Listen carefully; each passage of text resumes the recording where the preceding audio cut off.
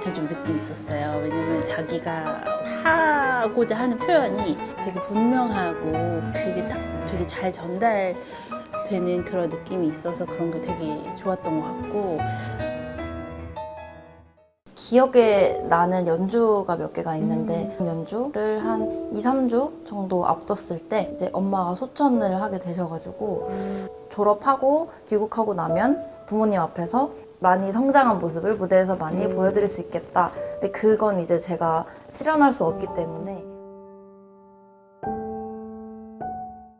교수님 오랜만에 오셨는데 요즘 어떻게 지내고 계세요? 지금 입시 끝나서 꿀입니다. 오늘도 아무것도 안 했어요.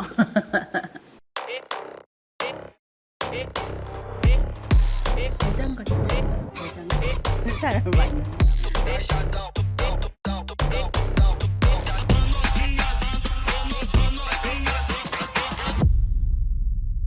실루엣으로 봤을 때 남자분의 어떤 선은 아니어서 여성분이 아닐까 그런 생각이 들고, 되게 어려 보이시는 그런 느낌이긴 한데 사실 실루엣이라 정확하게는 모르겠습니다.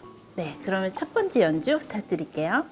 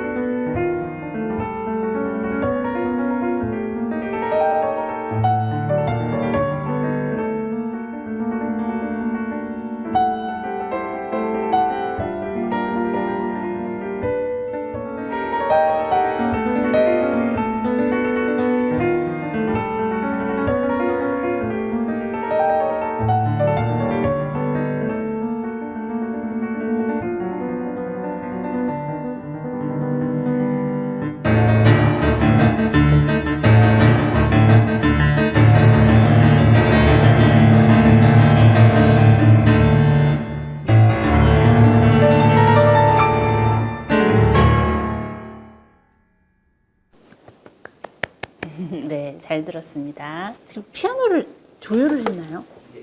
그런 거 같았어요. 그래서 피아노가 약간 좀 빡빡한 느낌이 있긴 했는데 그 학생이 아닌 것 같은 좀 느낌이 있었어요. 왜냐면 자기가 하고자 하는 표현이 되게 분명하고 그거를 되게 표현하고 싶은 그게 딱 되게 잘 전달되는 그런 느낌이 있어서 그런 게 되게 좋았던 것 같고, 이렇게 실루엣으로 볼 때는 되게 어린 느낌이었는데 연주를 하니까 고민을 많이 한 사람의 느낌이 많이 났던 것 같고, 굉장히 드라마틱하게 표현하려고 하는 것들이 되게 좋게 느꼈던 것 같아요. 네, 그럼 두 번째 곡을 또 들어볼까요?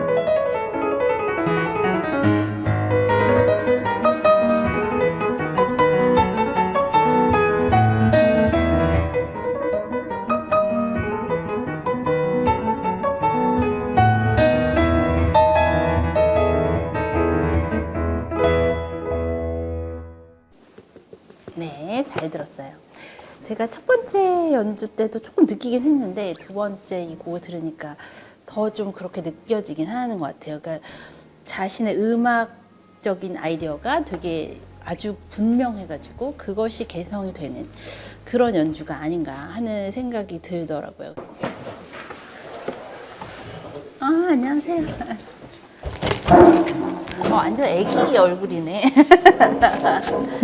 안녕하세요. 저는 3년 전에 독일 유학을 마치고 한국에 돌아와서 연주 활동 그리고 학생들을 가르치고 있는 피아니스트 이윤재라고 합니다. 아,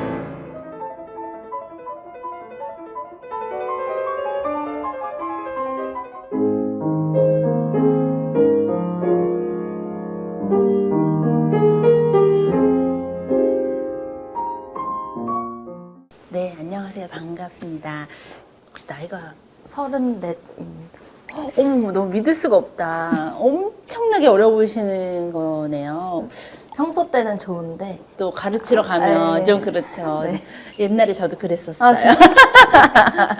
그러면은 저는 이제 어떤 배경을 갖고 계신지 전혀 몰라서 좀 자기 소개해 주시면 좋을 것 같아요. 저는 일단 초등학교 때부터 고등학교 때까지 한예종 예비학교를 수료를 했고요. 서울예술고등학교 재학 중에 독일로 가게 돼서 한 13년 정도 독일 유학을 마치고 아. 2023년에 귀국해서 이제 3년 됐어요. 네. 어떻게 하다가 그 예고 다닐 때 바로 유학을 가신 건가요? 가고 싶은 대학 진로 이런 고민을 하다가 제가 베를린에 아시는 선생님이 계셔서 오. 가서 레슨을 받고 또 제가 베를린 예술대학교를 꼭 들어가고 싶었어서 오, 베를린에 그 학교가 여러 개 있잖아요. 네. 어떤 우데카요. 우데카. 거기서의 생활은 어떠셨는지.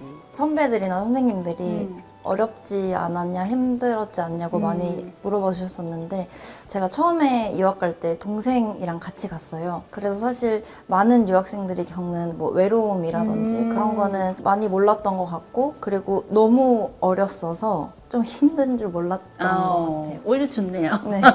그러면은 가장 힘드셨던 점은?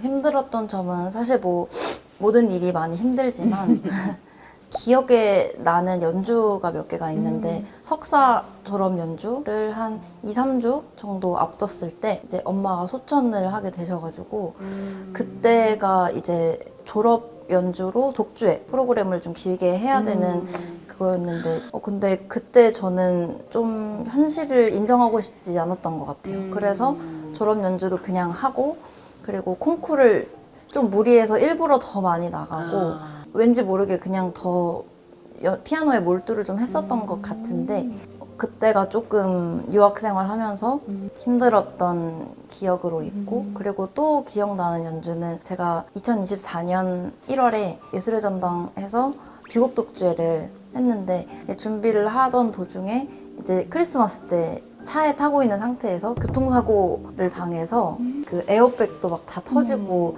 근데 이제 많은 분들이 아시다시피 예술의 전당 무대는 또. 쓰고 싶다고 쓸 수 있는 것도 아니고 정말 감사하게 그 기회를 얻어서 준비를 하고 있었는데 딱 일주일 전이었어서 입원을 하면 연습을 못 하니까 그냥 했어요, 연습을. 그리고 나서 아직도 이제 조금 교통사고 후유증이 그렇죠. 남아 있어서 손목이나 이런 데 이제 조금 무리해서 연습을 하면 오른쪽이 많이 좀 아픈데 이거는 뭐 사실 제가 안고 가야 하는 문제라고 생각을 하는데 그 당시에는 독주회를 무리해서 하고 나서 그 다음날 눈을 떴는데 정말 오른손을 쓸 수가 없겠더라고요. 그래서 한 반년 정도 동안은 연주 생활을 거의 못했던 것 같아요. 그래서 그때 다시 피아노 못 치면 어떡하지? 좀 이 우울감에 많이 빠져 있었던 것 같아요. 그래서 이 두 연주가 좀 기억에 남는데 또 유독 그 두 연주에 많은 분들이 와주시기도 했고 그래서 제가 생각을 해보니까 연주를 준비하면서 그리고 연주를 하면서 스스로도 좀 위로가 된 것 같더라고요. 그리고 이제 완전히 어렸을 때는 저희 엄마가 저 피아노 치는 거를 못 보셨었어요. 콩쿨 나가고는 너무 떨려서 못 들어가겠다고. 졸업하고 귀국하고 나면 부모님 앞에서 많이 성장한 모습을 무대에서 많이 보여드릴 수 있겠다. 근데 그건 이제 제가 실현할 수 없기 때문에 늘 좀 떨리거나 무대에 서기 전에 그럴 때는 이제 좀 엄마를 생각하면서 좀 보람 있게 보시지 않을까. 좀 그러면 조금 덜 떨리는 것 같기도 하고. 네, 그 유학 생활 자체도 힘든데 엄마를 잃어버린다는 거가 사실 엄청나게 큰 일인데 진짜 그 음악의 또 힘인 것 같기도 해요. 네. 마음이 진짜 무너졌을 때 그거를 일으켜 세워주는 것이 또 음악의 힘이기도 하니까. 그러면 이번 연주에는 어떤 프로그램으로 또 어떤 계획을 갖고 계세요? 좀 전에 말씀드렸던 그 기억에 남는 두 연주회에 있었던 프로그램들도 좀 담겨 있고요.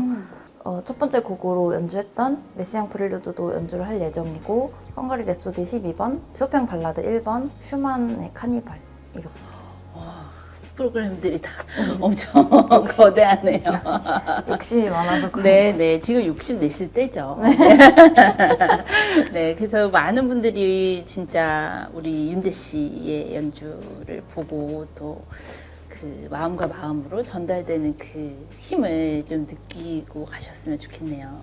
앞으로 어떤 음악가가 또 되고 싶으신지요? 저는 무대에 서는 거를 너무 재밌어하고 즐거워하는 연주자라고 생각을 하기 때문에 다양한 무대 그리고 많은 분들과 소통할 수 있는 무대를 많이 하고 싶고 학생들이 저로 인해서 조금이라도 꿈에 가까워지거나 발전이 있는 걸 보면 또 너무 뿌듯하더라고요. 그렇게 학생들 가르치는 거에도 좀 더 진심으로 열정적으로 임하고 싶습니다. 유튜브도 하신다고 어떤 유튜브 저는 모르는데 독일 유학 생활이 길어지는 시기에 한국 무대가 그립고 한국 관객분들과 소통하고 싶어서 이제 제 연주 영상을 올리고 저라는 피아니스트를 알리기 위해서 운영을 하게 됐고요. 채널 이름은 제이클랑입니다. 어떤 곡들 올라가 있어요? 지금? 정말 많은 종류의 많아요? 곡들이 올라가 있는데 최근에는 이제 많은 분들이 쉽게 접하실 수 있는 클래식을 거의 주로 올리고 있어요. 아, 그러시구나. 그러면은 학교에서도 지금 학생들 가르치시는 네. 거예요? 아, 어느 학교 나가고 계신지? 저는 이제 작년 9월부터 중앙대학교에서 아. 현대음악 연주법이라는 아. 수업이랑 전공실기 근데 수업. 진짜 대학생 같을 것 같은데. 학생들이 많이 물어봐요. 그쵸, 그쵸. 저 몇 살이냐?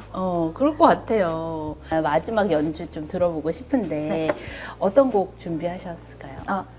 연주 프로그램 중에 있는 헝가리 랩소디 12번. 네네네. 그러면 마음껏 좀 춥긴 하지만 이제 긴장을 벗어버리시고 연주 한번 해주셨으면 좋겠어요. 네.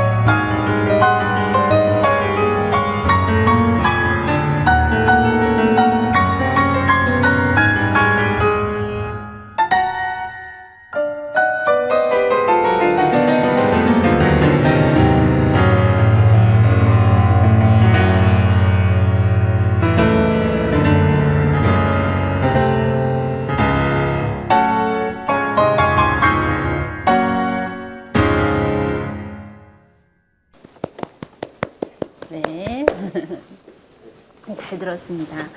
네, 미친 동안 있지만 또 음악은 전혀 그 어리지 않은 정말 원숙한 그런 해석을 가지신 것 같은데 윤재 씨의 매력을 많은 분들이 느끼고 또 마음과 마음으로 전달되는 그런 시간이 되셨으면 좋겠고 또 앞으로도 포기하지 않고 멋진 그런 무대를 많이 만드시는 시간들 가지시기를 바라겠습니다. 네, 너무 잘 들었습니다.